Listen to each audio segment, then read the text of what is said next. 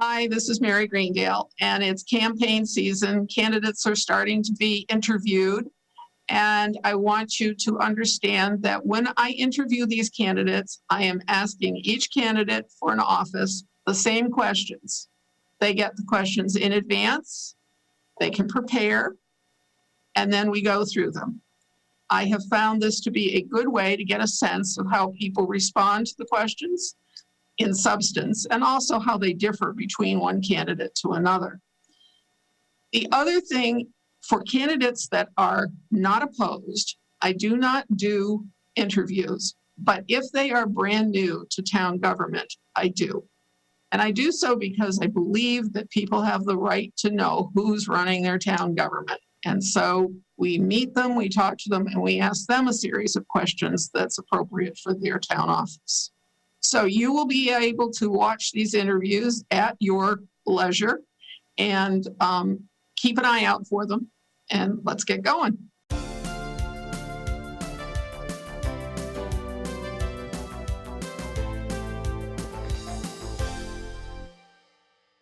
Hi, I'm Mary Greendale, and here we are with another interview at Just Thinking. And today I'm going to be interviewing Minnie Gupta, who is running for the school committee. And Minnie, I'm delighted to have you. Minnie has just gotten some bad news from India. She has, her father has taken ill with COVID. And so we're gonna make this as quick as we can for you so that you can get back to your real life. And I hope everything goes well for you. Anyway, so Minnie Gupta, here we go. How are you today, other than the bad news? I'm doing well, thank you. We can always count on our blessings. So my father already has had a shot, so I'm just hoping that he'll be fine. And well, it's just one of the hiccups that we have to overcome in life. But well, it's scary because you're so far away. It's scary. Yeah, but one good thing is that my sister is very close to him, and they live very close to him, so he has help. And yeah, so hopefully keeping our fingers crossed. Right. Well, Holliston's going to cross its fingers too, so we'll keep. Thank you. And all prayers appreciated. I'm going to say, why not? Try anything. So let's have you tell people a little bit about yourself, okay? So my name is Minnie Gupta. On the ballot, you might see the name Moshumi as well. So, but Gupta would be the name I would be looking for if I were to vote on the day 25th. We moved from California to Holliston in 2011, and I have been a school teacher for 4 years. I have taught elementary and middle school. And then now I'm an educator. I run a business, and I teach kids between the age group of 3 and 15. I am a mom of 2 boys who have gone through the Holliston school system. My younger one is actually a senior, and he is looking forward to joining his college in fall. I have 2 dogs and a very supportive husband. Oh, sounds wonderful. You did say that you have a business now. What kind of business is that? It's a franchisee that I own in Natick. I operate out of Natick. I own a brick and mortar business, and it's a franchisee called Kumon Math and Reading. I'm the chief instructor there, so I instruct kids right from pre-K all the way up to high school.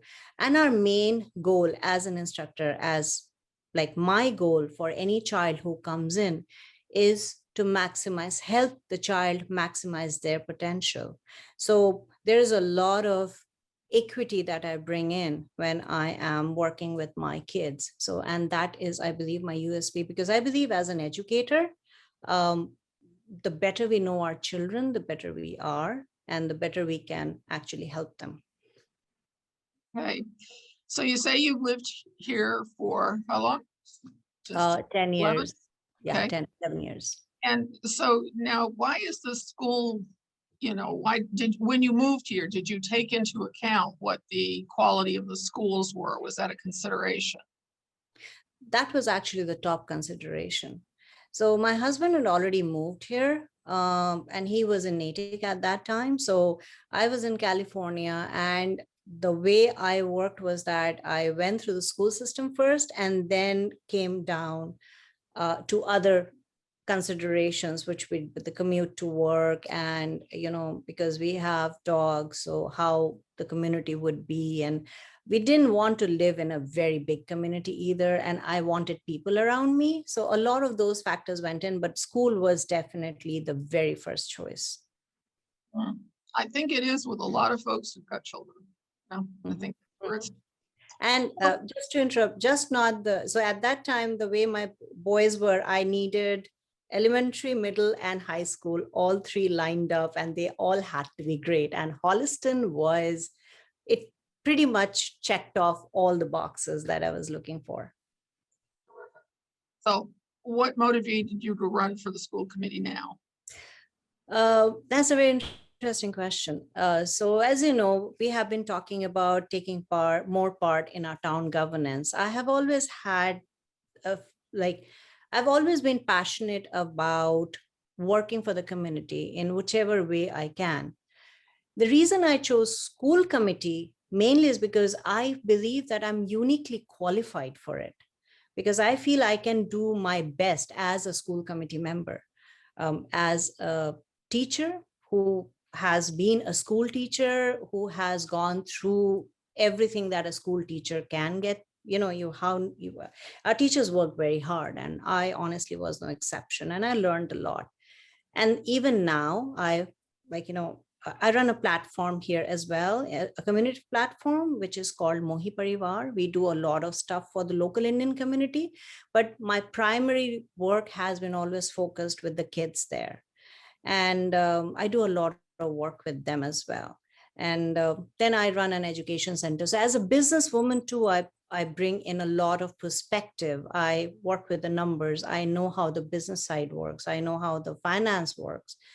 I also know how the teachers need to be, rewarded. They need to be always, they are our backbone. Even as an instructor, my staff is my backbone. So if, their training, their well-being, and them feeling rewarded is very, very important for the morale as well as the whole overall development of any child, right? So because education at the end of the day imparts and actually fosters environment that makes a child to be a productive individual in the society later on. And that is what each of our, like everybody's goal should be. And that's mine as well. That's what I feel. Okay. And you say it with passion. Describe the specific skills or experience that you bring to the board. Now, you've mentioned and touched on them. If you don't need to repeat them, but if there are other specific skills, ability to whatever, I want to mention those. Right. As I already mentioned, that I bring in a lot of experience, if I may say so, not only about with working with kids, but also understanding that what goes into being a good teacher and feeling rewarded, and also the other side of it, because now I'm on the other side of it. So as a business person, I also can bring the negotiation. But I think what the other thing that would be is I'm a parent at the end of the day, right? And that has been my biggest experience. Both my boys have been through the school system. I have seen its ups, I have seen its down. I know its strengths, and I know the work that needs to be done. And there's a lot of work that needs to be done. It cannot be done overnight, of course. There's a lot of changes that our town currently is going through. We have a town meeting and voting coming up on the 10th. So I know that things are at a critical juncture for every one of us. So I think all of us should go and vote for sure. Like no matter how we feel, we need to have our voice heard. And that's what I feel, that I feel I need to make my voice heard, just not by voting, which is of course a very important part of it, but also as a parent, also as a community member. And it is, I feel with my boys out, of the system now, I'm uniquely positioned, to be very honest, right? I really want to do this. That's why I'm doing it. I don't have any interest as such. I'm not going to fight for just Miller or Placentino or high school, or it's, for me, it's very neutral perspective, and I want to make things better rather than, having any particular thing that would be, more important to me than the other one. For me, I think overall development is my core issue, and that's what I feel I'll bring to the to the table. So you just lightly touched on this, but over the period of time that you've had kids in the school system, have you seen it decline or improve, or is it pretty much as it was when you moved here and made your decision to move here? Well, one thing before I say anything is that uh, our teachers are excellent. I mean, that's one thing that has stayed constant. They are very hardworking, and kids love them. And that tells you a lot, right? Our kids love them. Having said that, there are a lot of things that made this such an attractive town. The quality, I feel, has been going down. There might be many reasons for it, but to be very honest, from the outside, things are not as rosy as this, they were as in 2011, per se. There are a lot of boxes that I could check then, I can't check now. I'll give you a small example. While I'm out campaigning and talking to people, I have been hearing a lot of perspective. And one of the perspectives that have come out is that the kids who are average or even a little above average, they do not have a lot of opportunities anymore, right? The arts program is not robust anymore. There's a lot of opportunities for the science students still. There are a lot of programs that are offered that are varied, but the teachers are spread thin too. So, we have to ask ourselves, what can we do better? There has to be something that can be done to make sure that Holliston School stays where it is. And it's a great school system. There's nothing wrong with it, but there's always room for improvement. And I think we need to make our voices heard, bring in different perspective, fresh outlook, and listen to people. I think that's what's very important. We need to listen to people. Okay. So in your opinion, what are the two biggest assets of the schools, the district, and the two liabilities? So we'll go with the assets first. Teachers, absolutely teachers. I think through the whether it's Placentino, whether it's Miller, high school, of course, even middle school, the teachers are our asset, and they work relentlessly, tirelessly, to bring in so many different programs and actually keep up with it. And look at the pandemic here. They just came up with solutions just like that. They went on Zoom. Teachers came back full time, right? Towns were struggling to bring kids back full time. Our teachers were right there when the district decided to bring them back full time. So yes, absolutely, our teachers are our strength. I think the other really big strength with Holliston schools is that it offers very different programs which other school districts do not, which makes it very attractive, whether it's Montessori, whether it's French immersion, or even the robust, high school programs that we have. In fact, even block scheduling, it's that's the thing. I mean, I'm on the fence, but then I have one boy, one kid, one son who loves it, and the other one who's like not so much, right? So that's why I see both the perspectives. So I feel that there is a little bit of work to be done there also, a little bit more robust system of transitions maybe. So middle school could be something where we could focus on for that. So there are a lot of things that we can definitely improve. But Holliston's strength does lie on the variety of programs that it has. Now, on the downside, well, I think from what I've heard so far, and I'm sure I'm going to learn more, finances definitely look to be one of the biggest issue that we have in this town. And we the generation of income is difficult, and the pot is really limited, so we really stretch our pennies, and it can be a little bit challenging there. But what truly happens is that because our ratings are sliding, it does not bode well for the morale of either the students or the teachers, right? And nobody wants to basically hear. We might have many different reasons for it, and all reasons are valid, right? I'm sure the reasons are valid. Maybe the scales are not right and tilted not in favor of us. But at the same time, on the outset, it's like just like a GPA, right? You could have a variety of reasons for not having a high GPA, but at the end of the day, the college opens the say and says, hey, you know what? Your GPA is low. Sorry, right? So I think that is the kind of, we need to look through that. So that is one thing I think, I wouldn't say it's a downside or anything bad, but it's something we definitely need to work on.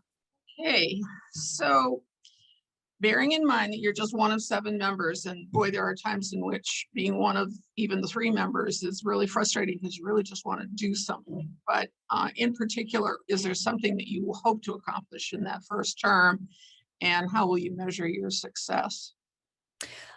The first thing I would definitely work on is communication and collaboration. I'm very big on that. I feel that a lot of things can be done right across the table. Not saying that it's not happening now, but I think, at least I feel that we could do more. Also, the other thing I really want to do is to communicate to the parents and bring them to the table as well. I do feel that many of our parents do not have resources. They don't know that they have resources. I have been through that. I didn't know what resources I had. And unless I was a parent who was consistently sitting in the school, it's very difficult for us to even know. And the immigrant families, I'm an immigrant family, and English is a language I'm very comfortable with. I cannot even think of those families, how difficult it must be for them, right? So even local kids, their parents, not everybody is very well, well versed with what kind of programs, what kind of help they need. Sometimes they don't even realize, even though we are educators, we don't realize even our own kids need help until it's too late, right? So I think having those resources and conversation would be my first thing that I would start. And of course, I'm a big believer of equity in classroom. I know our teachers are overworked and understaffed, but I think family engagement is the key.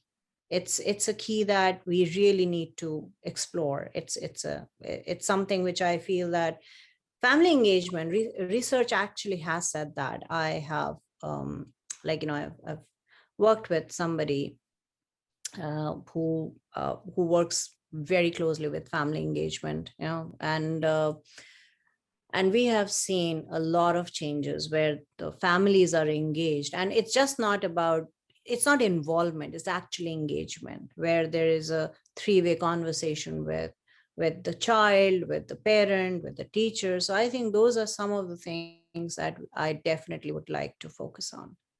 So right now, unfortunately, with the teacher's contract still under negotiation and so forth, there's a lot of contention and a lot of stress for everybody and for both sides. But are there experiences that you've had, not necessarily in teacher negotiations, but in other aspects of your life besides marriage? Because let's face it, that's the negotiation constantly.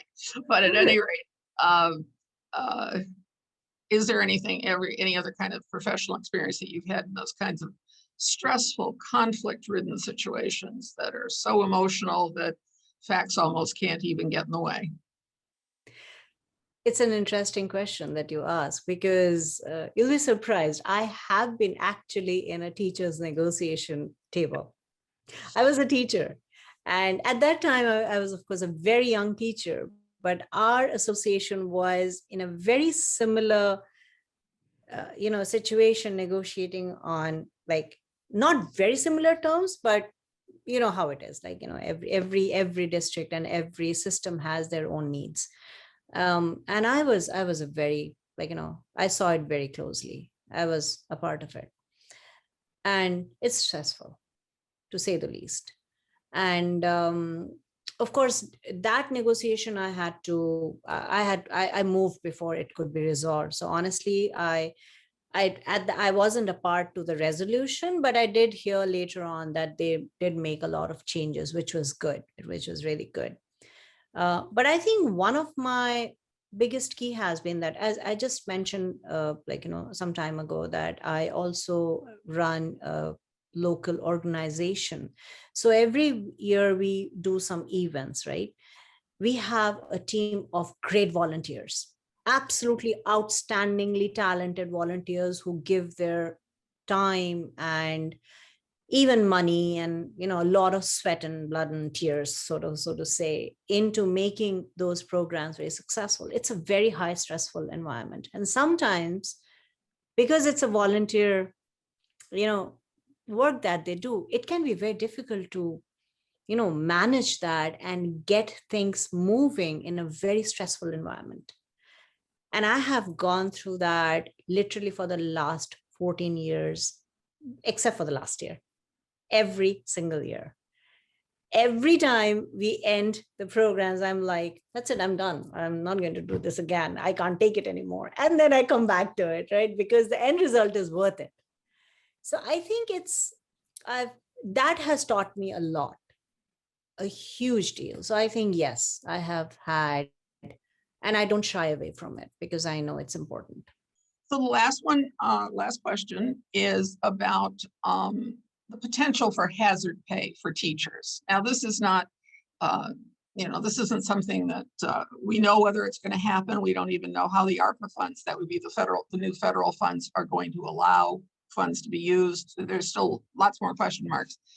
But it was a conversation that came up somewhere here locally, and it sort of intrigued me, because we know that the police are certainly first responders, and are also looking at the question of hazardous pay or hazard pay, and maybe the EMTs and that kind of stuff. Where do we put teachers in this? If it were possible to provide hazard pay, and it would be a one-time bonus, not that you're building the salary base, what do you think of that idea? I absolutely would fight for it, honestly. I mean, it's a no-brainer. I would take it to, the school committee council, the legislative council, if possible, have a conversation about it. I'm actually friends with some other school committee members in other towns too. And funny enough, I've actually had a conversation about this. And I think all of us, no matter where we are from, I think it's a conversation we need to also have with the town, with the finance committee, with, of course, the board of selectmen, depending on how each town is designed. I think we can definitely talk to our administration in Boston and actually get something done, because I think our teachers deserve it. I don't know why our teachers would not be even first responders, to be very honest, because they are performing a critical function, right? Educate, I don't know what, I know saving lives is definitely of course, it's no comparison, but at the same time, you are creating tomorrow's citizen, right? And it's equally important. And you actually end up saving a life if you are putting that kind of an investment in a child. And I think teachers totally deserve that. I'm all for it. Absolutely. All right, so I'll give you a minute to wrap up and do that final campaign pitch. You here in the United States, you'd go to train stops, you'd be on the back of the train and you'd be leaning out the caboose, giving your train pitch. Well, I'll let you do that now. Okay, so I should tell you ahead of time, this is the first time I'm doing this, and I am very passionate about it. I'm doing this because I truly want to do it. When I first started considering it, I'll be honest with you, I was like, do I really want to do this? My boys are going to be out in fall and, vacations, and I've not been out, blah, blah, blah. There's a lot of things. But then I truly want to do it. And I believe that I can make a difference. I'm not bringing promises. I'm not saying I'll do this, I'll do that. But what I know is that I can make a difference. And if you vote for me, I am going to make sure that I do my best to bring that difference on the table and make a difference for our schools, for our town, because they're basically, they're so codependent. Our schools are good, our town is good. And we have to ensure that, it keeps being that way, no matter what the morale has been lately. So I am committed to making a difference, and I will make a difference. So please vote for me on the 25th, hoping that you will see the signs and remember the name, Minnie Gupta, and vote for me. All right, Minnie. Well, thanks so much for the interview. My best to you, your family, and so forth. This will forward with your father. Okay, folks, that's another one. I think that's a wrap on the school committee. Yay, I've done all 5. Okay. All right, thanks. We'll catch you at the next interview. It won't be too long.